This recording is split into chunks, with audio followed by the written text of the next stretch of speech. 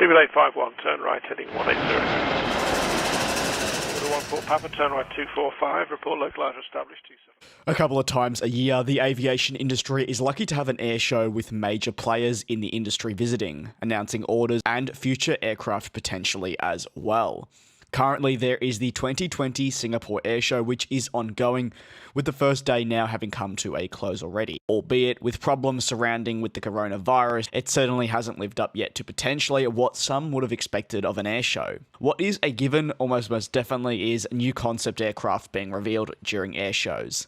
It's something we've become rather accustomed to in the past. However, this time, we've had Airbus reveal their Maverick. Now, that's the model aircraft for validation and experimentation of robust innovation controls and breathe. The Maverick for short, which I will be referring to it as in the future, is a blended wing airliner. The way it is designed is for means to cut CO2 emissions by some 20%. However, this testing has indeed been kept well under wraps, partially down to its actual scale. Back in June of 2019, a test aircraft did indeed fly in France. While the test aircraft is closer to a model plane in size, it allows Airbus to improve their knowledge on the subject and more closely refine potential problems, while also generally, as mentioned, working on efficiency and bettering all features of the aircraft.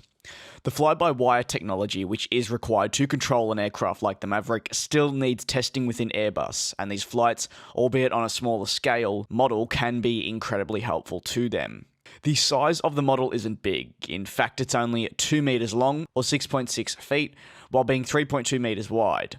The surface area is 2.25 square meters, or 24 square foot. The EVP of Engineering Airbus said Airbus is leveraging emerging technologies to pioneer the future of flight.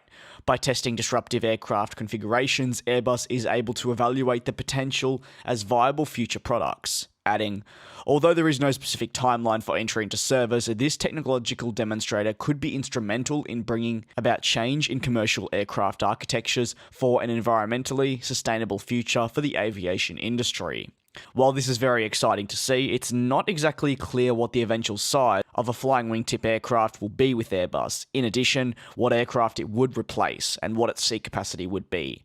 We only really got a rough idea with some comments, but as mentioned, you really can take these with a grain of salt so early on in the program's testing.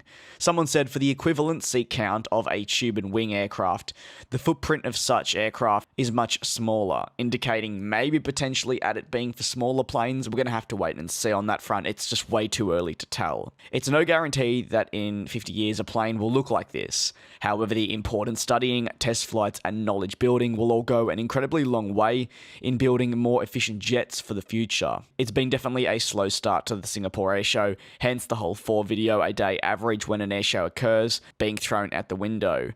I suspect with a lot of exhibitors pulling out of the show, it'll remain rather quiet for the next few days, with here's hoping one major story a day to cover for you all. What are your thoughts on this concept though? Do you believe it will ever really get off the ground? When I say it like that, I mean with passengers on board operating commercially. Drop your thoughts down in the comment section below. I personally think it looks pretty awesome, considering it's very different to what we see in nowadays flying. Either way, I'll see you all hopefully tomorrow with another video coming out of the 2020 Singapore Air Show.